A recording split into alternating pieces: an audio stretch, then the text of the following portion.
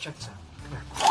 On taxes, the president earlier today said the 2017 tax bill that was passed under President Trump, if he is reelected, if President Biden is reelected, it would be dead and gone forever. Yeah. That bill obviously included tax cuts for the wealthy, but it also included tax cuts across the board to the tax rates at various levels of income. Yeah. Is the president saying that he would get rid of the entire tax bill and not allow those tax cuts to?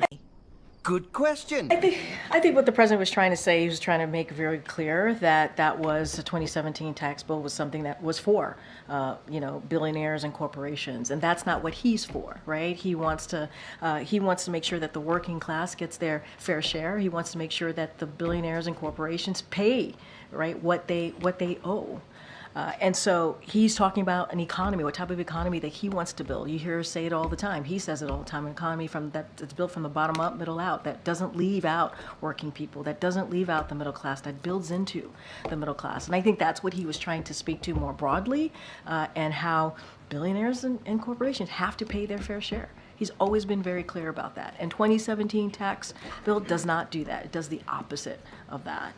And that's what we've seen from Republicans continuing, like when they put out their budget recently, that's what they're doing. They want to give them a break. And what the president wants to do is give the middle class a break. He wants to give working people a break. And you've seen that from his legislation that's been passed in trying to make sure that we do not leave communities behind. Communities that have been left behind for decades now. Go ahead. Thank you, Karine. The president isn't really doing everything he can to bring gas prices down, is he?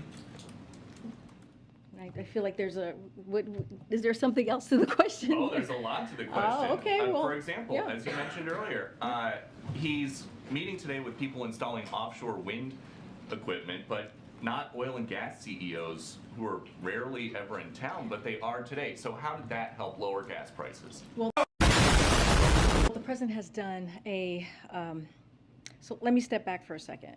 But No. With offshore wind You're asking me. Not with gas. You're asking me the question. CEOs, how does that lower gas prices? You said he's done everything in his power. They were a mile away. Peter, you're asking me a question. May I answer? Yes, please. Okay, here we go. I just want to take us back a second on how we got here, right? So we have seen gas prices go up by $2 a gallon. One of the reasons we have seen that, is because of Russia's war in Ukraine. And once that happened, once we saw what that impact was going to be, the president took action. He took action. He made a historic choice to tap the Strategic Petroleum Reserve, 1 million barrels a day, and that was for 6 months. And that helped blunt the impact of what we're seeing right now. Okay. With prices going up. So that matters. The ethanol 15 the action that the president took, that matters because it's going to bring down gas prices in gas stations, over 1,000 gas stations across the country, including the Midwest.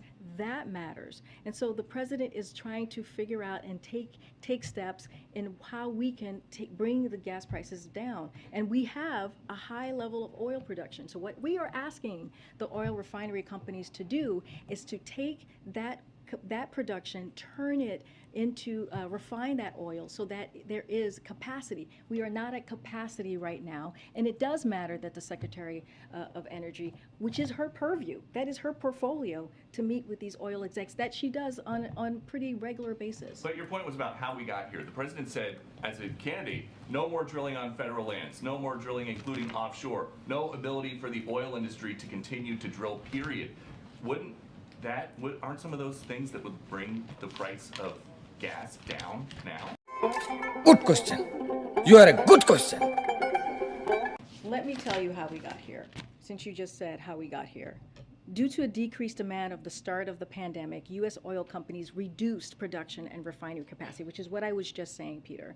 Refiners, for instance, cut their capacity by more than 800,000 barrels per day in the year before the president took office. Oil production is now back to near pre-pandemic levels. In fact, we produce more oil in the first year of the president's administration than in the first 2 years of the previous administration. And we are on track to set a new record for oil production next year this time. But oil refiners have still not brought refinery capacity back online. At the same time, as I was just stating to you about Putin's war, Putin's invasion of Ukraine disrupted the global oil supply, and gas prices have gone up nearly to $2 since the beginning of the year before the invasion. President Biden has taken historic actions again to alleviate the pressure and to blunt what the impacts that we have seen because of Putin's war, and that matters, and that's what the president has been focused on. Okay, and the president yesterday was talking about this transition to greener energy someday. A lot of people can't afford a $60,000 electric car, and they also are having a hard time affording gas right now. That sounds like a painful transition. So how much of that kind of pain is the president okay with? Nice. No, that transition, we are in a transition to clean energy. That is something that that is important.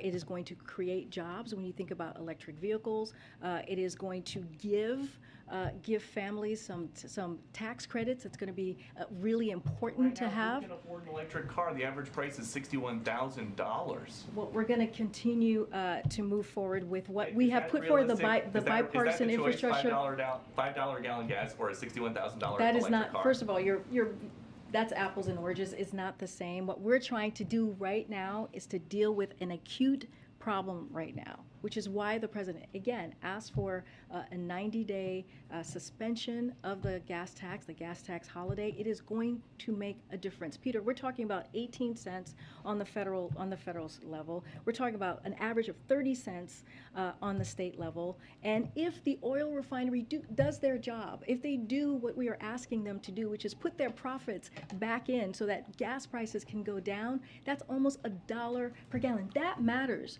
That matters. That matters to teachers. That matters to home health care aides. That matters to construction workers. That matters to plumbers. That matters to lifeguards. Those are the people that, and many others, who are going to feel this in a way that will give them relief at the pump. All right, we're done. Supreme Court call On the Granholm meeting, the refiners wanted to dissuade the White House from any sort of ban on fuel exports. Did Granholm agree to that? I'm sorry, I was distracted. Can you say that one more time, Steve? Ban on fuel exports. The refiners don't want that. Was that discussed at the meeting today? Did Secretary Granholm agree to set it off the table? Good question. I can tell you, Steve, that decision has not been made. There's no decision on that at this time.